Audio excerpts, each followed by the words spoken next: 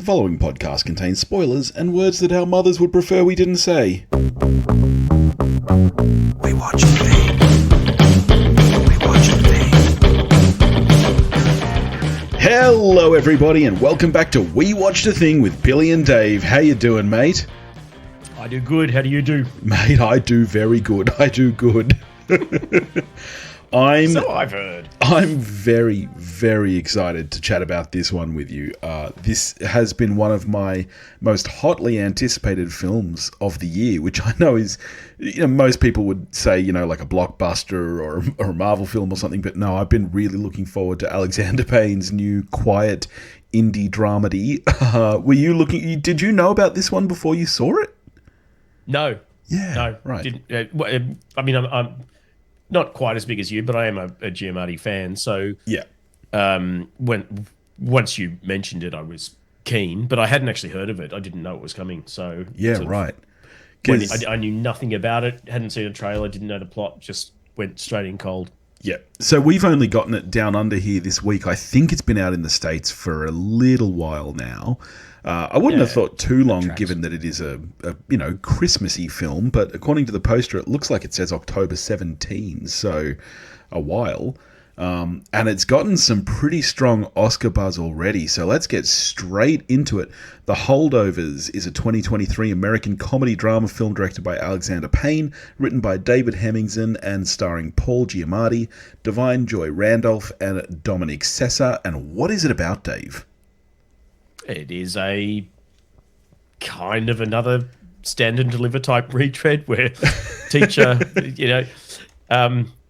gets through to young person, but with a slightly different setting in that Giamatti is this sort of cranky old history teacher who gets shafted by his colleagues and lumbered with the shit task of being the one who has to oversee the kids that are stuck at the school over the holiday break. Yeah. He stays there anyway because he's kind of doesn't have a life outside the school, but he absolutely does not want to be having to oversee these horrendous children. And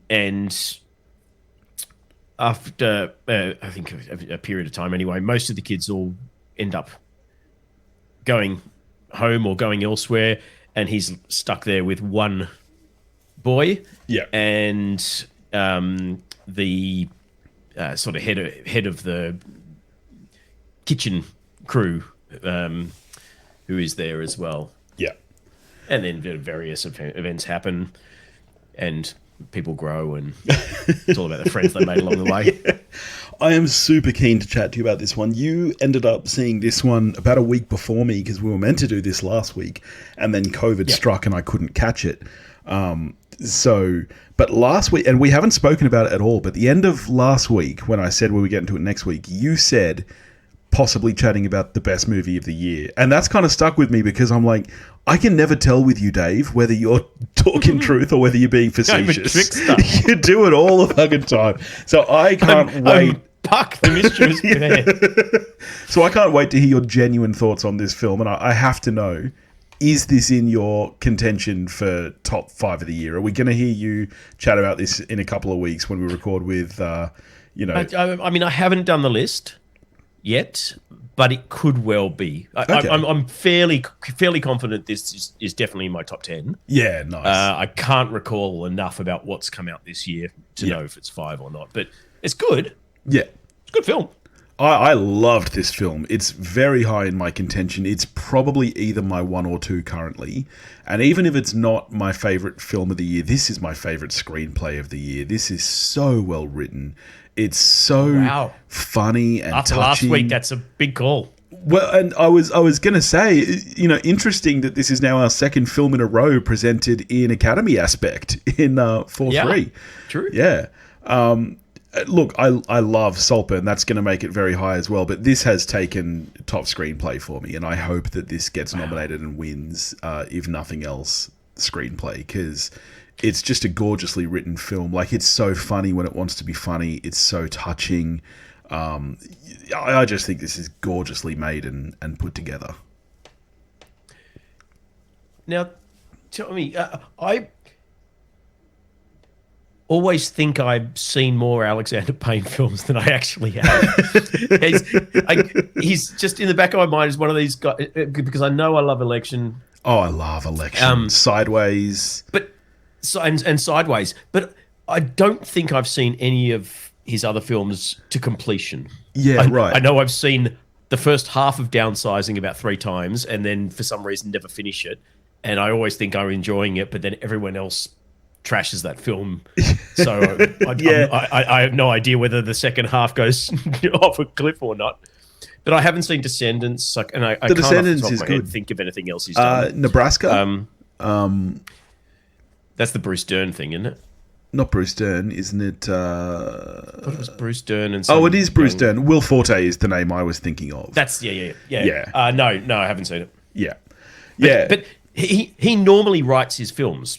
Yeah. Yes, he's written all of them except for Nebraska and this one, actually. That's what I was kind of getting to is I don't know and was too busy to actually look up what David Hemingson's pedigree is. Yeah. But presumably he must be pretty... I mean, he's obviously pretty good because this is good.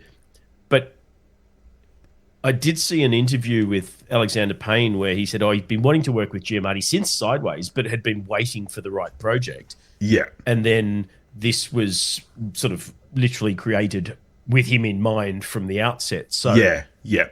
Well, that made me assume that Payne had written it. And then literally just before we started recording, just on the IMDb, and then as you said in the intro, he didn't. It's very interesting. So David Hemingson does not even have a Wikipedia page. I think this is his first feature. So Payne came up with the idea, and Payne contacted Hemingson because apparently Hemingson had written a TV pilot that Payne had read, which was also set in a boarding school, and so apparently that's how they got in touch. But so I don't know if Hemingson's written anything else to date. But I thought the dialogue in this film fucking sparkled. Premise. Yeah, it's really he's obviously good at it.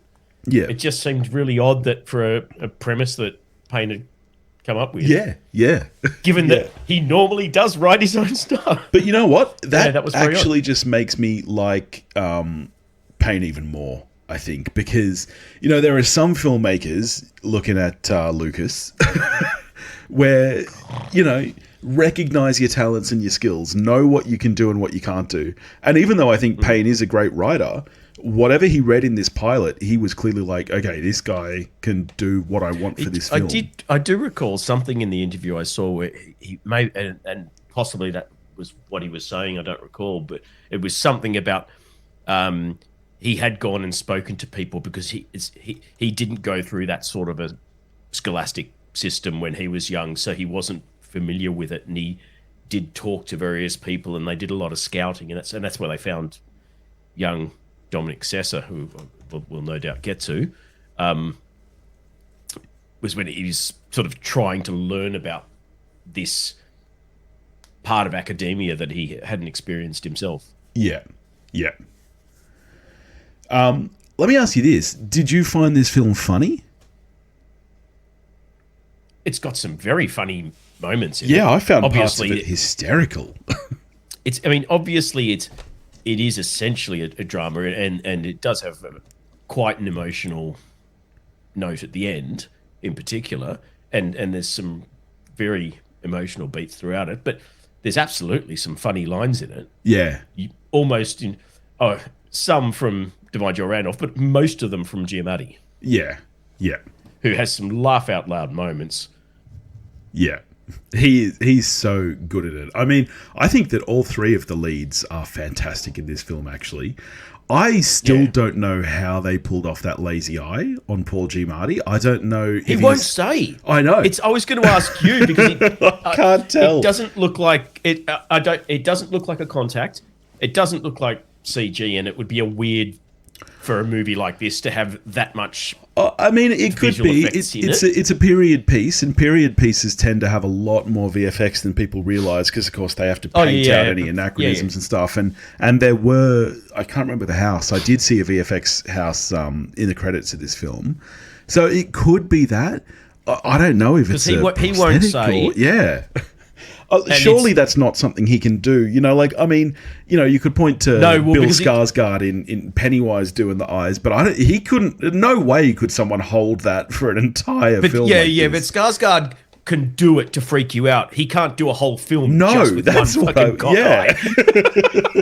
It's amazing. I had to go Googling photos of Giamatti to go, I haven't seen him in anything for a few years. Maybe he's just got a fucking wonky eye now. But it's very, very well done, however they've done it. It is, yeah. He was fantastic in this film, though. He just, like... It's an interesting film because... look, who would you actually say the protagonist and the lead of this film is? It's really hard to... I feel like... It's him. You think it's Paul Giamatti? Not the young boy? Yeah. Absolutely. I feel There's like... very little in the way of scenes of Dominic Sessa without Giamatti there. I don't You've know, got a lot of stuff of Giamatti by himself or just with Divine Joy Randolph. There's not really anything that we're getting purely from the young bloke's perspective that I can recall. It is I don't know. I mean, it's funny, you know, like typically you would say the protagonist is not necessarily who you spend the most screen time with. It's the person who, I guess, develops and grows. But I think all three of them do in the film. And I think that all three of them do wonderfully. They're all fabulous. But, I mean, the first... Dominic Sessa doesn't really sort of... Until all the other kids leave, he doesn't really sort of step up into that triumvirate of main characters until he's the only kid left. Whereas Giamatti's we start with him. I disagree, actually. I feel like right from the start we spend quite a lot of time with him. You know, like there's the whole bit, the other guy bullying him and taking his photo. We do get quite a few scenes at the front end there of just the students, and they're usually revolving around him.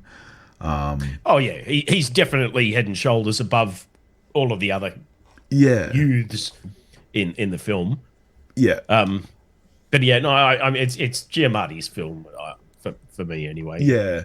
I think he's where I was going was it's interesting, you know, like it's arguably his film, but I feel like for the most part there's not a lot of emotional weight from his character. Most of that comes from the other two, I think.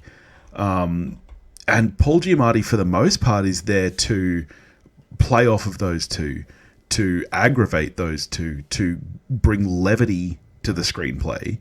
I don't feel like he's got a huge amount of emotional weight. He's fantastic in the film, but I think it would be very easy to look at it and say, it's not like he's doing a lot. And I disagree. I think he's doing a lot. Oh, yeah. I've found the other two characters were almost their purpose in part was to show the humanity in him, because he starts out and he's this crotchety guy and he seems like a real miserable bastard for the first 20 minutes or so. Yeah. But then you get these moments like when he visits, I can't remember Divine Joy Randolph's character's name, but he visits her while she's cooking or cleaning or doing whatever after the rest of the kitchen staff have left. And you get a couple of moments there where he's not talking down to her. He's showing some person. And then a little bit later when all the kids are sitting and eating. Yeah, there's that great moment. One of them says something and he he snaps. Lays into it and says, "You've got no idea what she's gone through, you spoiled little shit," or something. Yeah, and there's a few moments. And for me, I sort of found that her character and then sort of further into the film, Dominic Sessa's character in particular, kind of gave us these moments where we saw his humanity and yeah, that's fair. Yeah.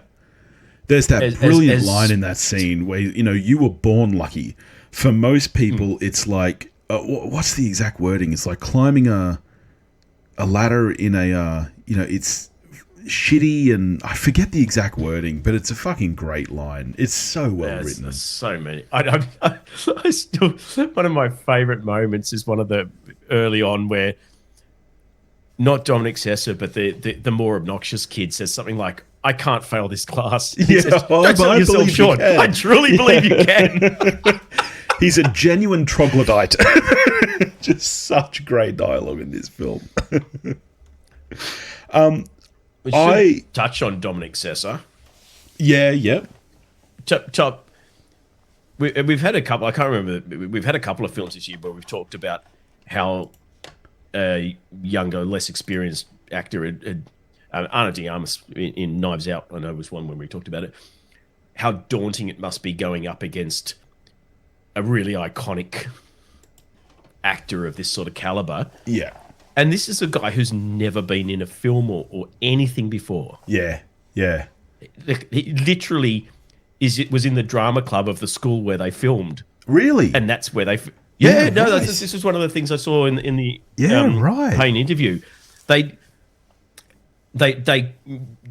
didn't know how they were going to cast this kid. Yeah. And then they ended up just going, let's just have a look at the drama club of when they'd finally selected their campus that they were going to film at. Yeah. Let's just check out the drama club. And that's where they found this guy. Yeah, right. And so he potentially he doesn't even have aspirations for this as a career. He's just in the school drama club. He is phenomenal, particularly when you take that into consideration. Yeah, he's fantastic. Like he's got some, like, if presumably he's like 17 or something, because it's not a college, it's a high school that they're filming at. Yeah. So he's a minor who's never acted in anything other than school plays and That's stuff. crazy. And he's there I didn't yelling, know that. "Fuck you" at Paul Giamatti. No, he was fantastic. As is Divine Joy Randolph. The only thing I think I've seen her in is Only Murders in the Building, where she plays the police detective. That's obviously I think that's the only thing I've seen her in before. She fucking crushes this role. She is able to make you laugh so hard. Like, she's so funny and has great timing. And she's a funny one. She actually doesn't have a lot of outright kind of jokey dialogue in this film, which the other two do have quite a bit of. It's physical, world-weary, sly, snide, throwaway lines under your breath type stuff. And she is hilarious. And oh man, your heart breaks. Like pouring a bourbon into a coffee cup and smoking. The scene at the Christmas party where, you know, they go into the kitchen and she's standing there with her shoes off. Just that was fucking brilliantly played. Like, it was just so well done. And when the guy's, you know, asking her to put something else on the stereo and she loses it at him, like, it's just, it's heartbreaking and it's touching and it's funny all at once, which is so hard to do, to blend all that together. But I think this film absolutely nailed it. Yeah, I have seen her. Only Murders was the thing, obviously, I recognise her from most, but she was in Dolomite, but so were a million people. But the other one that I remember her in is what I think was a little unfairly maligned. I enjoyed it. The Lost City. I liked that movie. And Daniel Radcliffe. I don't remember her. Yeah. She's literally the fourth lead after those three. That's all right. I'm assuming maybe she's Sandy B's agent or something. Yeah, okay. From memory, she's constantly calling back. Yes. Now it's ringing a bell. Yeah. I don't remember. I just, as soon as I saw that, I was like, oh yeah, no, I do remember in that. Yeah. But I like that. I like that film. Yeah, me too. I'd love to ask you your thoughts on this. What constitutes a Christmas film, and is this one? Because you know, like, obviously there's always there's always arguments about whether Die Hard is a Christmas film or not. I actually think that is. Fucking not. I actually think it is on rewatch. No. But Topher and I just last week recorded our Christmas special, which is going to come out, I don't know, next week or something. And we threw out a million movies. We're like, what are we going to do? We tossed up Batman Returns. We landed on Kiss Kiss Bang Bang. That's a good film. Yeah, you know what? You know what? It's not. It's not a Christmas movie. No, No, of course it's fucking not. Look, I'm an old-fashioned fella. I'm a purist. To me, a Christmas film, it's not about whether it takes place at Christmas. It's not about whether you have lots of scenes of Santas and Christmas trees. It needs to, at its core, have a quote-unquote Christmas message. The film needs to be about the Christmas spirit. Which is why I'm curious to see where this lands for you, because, I mean, effectively, Giamatti's our Scrooge. Like, he's effective, you know, whether or not it is the season itself that transforms him, or whether it's more just spending time with these people. I just think we as an audience come to understand him better. No, I don't think he transforms. He does, 100%. He's a dedicated teacher at the start. He's a dedicated teacher at the end. The only thing that's changed is that he has come to know this particular boy more and appreciate his circumstances. But I don't think he's a cunt at the start. No, I don't think he is either. But he 100% transforms. He is a bit disillusioned by his current crop of shitheads that he has to teach. But he's a dedicated teacher who genuinely believes in what he's doing. I don't think he's jaded and then he finds a new lease on life. I think he is. I couldn't disagree more. There's a lot of similar DNA between this film and Dead Poets. You've got a dedicated teacher who helps a student. I mean, in the case of Poets, it's multiple students, but helps and ends up taking the fall for, you know, doing what he thinks is right as a teacher. Yeah. And losing his job. Similar sort of trajectory. No, I disagree. This is a Christmas movie. He's our Scrooge. He does transform 100%. The scene where he goes out on Christmas Day to bring back a Christmas tree, he would not have done that a year previous. I don't think this is not a Christmas film. No, sorry. I missed your actual initial question. I would say this is certainly more of a Christmas film than Die Hard, Topher. For me, this is up there with It's a Wonderful Life in terms of great Christmas films. I think that this 100% could not be set at a different time of year. Like, this movie doesn't work if it's over spring break. Like, it only works due to the due to the season. It needs to. Half of the emotional turmoil is that this poor kid's mother doesn't want to spend Christmas with him. Yeah, that's right. She'd rather spend it with her new shithead husband or whatever. That only works at Christmas. That doesn't work if it's just a holiday. Yeah. It relies on the snow in that setting. It wouldn't even work in the Southern Hemisphere at Christmas. It needs that setting. It needs that kind of emotional weight. It needs the extra impact that Ranulph's son dying has, because it's the first, Christmas without him. All of those things. It only works with that setting. It's interesting, you know, like I just spoke about how Kiss Kiss Bang Bang is not a Christmas movie. But one interesting thing that I read is that the reason Shane Black... Reindeer games. Yes, it is. But the reason that Shane Black sets all of his movies at Christmas, which kind of became his trait, like literally they were all set at Christmas time up until, I think, The Predator. I was reading the reason he did that is because he feels like Christmas heightens things, particularly emotions. Like if a character is lonely, they are lonelier at Christmas. And completely. I think that that's 100% right, and that, like you said, that's why this movie works. Pretty much all of his kind of action-oriented films, and the disparity between all that action and the happiest time of the year, makes the action stand out so much more than if it was just a Friday. Yeah, having it at a time when people are winding down, they're thinking about family, it's all warm and fuzzy, it's all about sitting in front of the fire and having your eggnog and all of this stuff.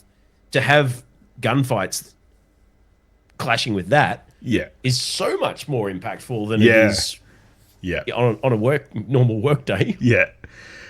One thing that I really wanted to talk about, which we haven't really yet, is the look of the film and the setting. I mentioned that it's presented in Academy aspect, same as Saltburn. And I love the look of this film. Like, obviously, it's set in the 70s. We lean into that at moments, I think. I think the cinematography at times really leans into 70s, but it never goes into that overly cheesy. Like, we're not doing a million crash zooms, which were big in the 70s. There's one or two to set the tone. No, it's more the color palette. Yes, which is gorgeous too. Like, it works so much better for the story that we've got, that it is in a, more of a lo-fi era. They don't have. It's not like they can bide away their time with PlayStation 5s and home cinemas and all the rest of it. There is, they're stuck with each other's company because that's all they've got. Yeah. And the winter setting. Oh, it's so beautiful, man. So much. It works so much better with those muted color tones and the sort of washed out look that you get. And then obviously combined with the aspect ratio, which again puts you into that era. Yeah, 100%. God, I tell you what, like, being Australian, I know that snow would be a real pain in the arse, like having to walk through it, having to shovel it, trying to start a car. I know turns it would into be a pain mud in the and arse, the rest of it. But fuck, I just want snow. Like, it's fucking, over 30 degrees here at the moment, and that's Celsius, so I don't know what that is, horrible. Close to 100 for you Americans. It's just like, it's just awful. And we're 12 days into summer. I tell you what, Jan and Feb. We've already had the two hottest days of the year. We've had in the last week we had a 41 and a 43 or something. Yep. Fucking horrendous. Well, you guys hit those kind of temperatures in September, right? In September, Sydney had its hottest September day it's ever had on record, which I think was 35, 36 or something. It's just all that global warming that doesn't exist. Yeah. So I want snow. I know it would suck, but man, I just want some. Yeah. No, 100%. All my Celtic blood just looks at the weather forecast and goes, fuck, you're not meant to be in this. So, yeah, this is definitely, if not my 2 or 3 of the year. I still need to kind of go through and finalise my positions. But at this stage, I really, really loved this film. I'm hoping, like I said, that it gets up for best screenplay. I'd be happy to see any of these actors take any of the nominations. Big fan. I'm a 9 out of 10, bordering on a 10. Where are you? Somewhere around 8.5, I think. Oh, you probably Grinch. Closer to a 9. No, I don't heartless know. Bitch. Look, I can't really fault it, so it is probably. I mean, I guess it has to be at least a 9. I think that's the thing for me. I can't think of anything that would improve this film. The only reason I'm saying I'm a 9, not a 10, is because that feels weird on a first viewing to give it a 10. But I cannot fault this film in any way. I don't do that on. Yeah, and it's also hard because mentally I'm sort of putting it up against Saltburn and against other things and go, okay, well, you're all kind of on the same score, but I know in a few weeks I'm going to need to pick favourites and put one above the other. So it's sort of that as well. But yeah, I'm a 9. Yeah, nice. It's a fucking great film. It's really, really wonderful. Nice. And I love the ending. I thought the ending was so fabulous. Yeah, yep. It was just touching. Yeah, I love when he walks out of the principal's office and he's like, this is the one you look at. Oh, God, I hadn't even thought about that. That almost made me fucking cry. I was thinking more of when he's packing the truck and the... It was like, are they going to hug? Oh, fucking hug him. What are you... They do the manly shake hand thing, but they clearly want to hug. Yeah. Yeah. Oh, I love this movie. All right. Well, next week, we're getting in the Christmas spirit, mate, and we are going to devise a playlist of our all-time favourite Christmas songs. Yep. Are we doing versions as well? Like, obviously, pretty much everything in that running is going to be 10 million things. And which is probably the only thing really that's going to save us from having a million double-ups. Because, of course, as always, no double-ups. So... Yeah, it's going to be rough. It's going to be really tough. Yeah. Which one of us is going to snag Mariah? I was just thinking, do we make it a Mariah-free zone? Ooh. Oh, maybe we do. Maybe we do. And whoever gets to go first, there's one song in particular that, knowing your taste in music, I'm really worried you're going to steal from me. Oh, no, we're not. I know what it's going to be too, I think. What is it? Say the first letter of the band's name. There's two. There's two that I categorically want. Yeah? So now I'm going to have to think about which one I go first to stop you. Say the first letter of the band's name. No. Yeah, because I just want to know if we are on the same. Of course we are. It's P. Yeah. Duh. Yeah. I know. That's the one that I'm like, because like I'm sure that I'll have like a mix, probably like half like traditional carol type songs and then half kind of non-traditional songs like that one.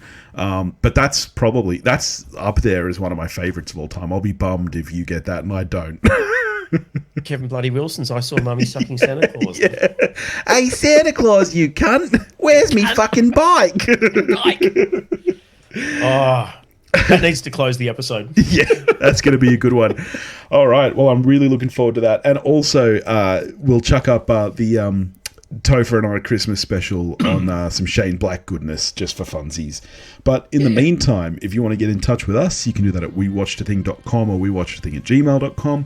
You can find us on Facebook, Instagram, and X, a lot of the handle at We Watched a Thing. Gonna get ya. If you want to help support the show, you can do that at patreon.com/We Watched a Thing, and we'll catch you next week. Cheerio.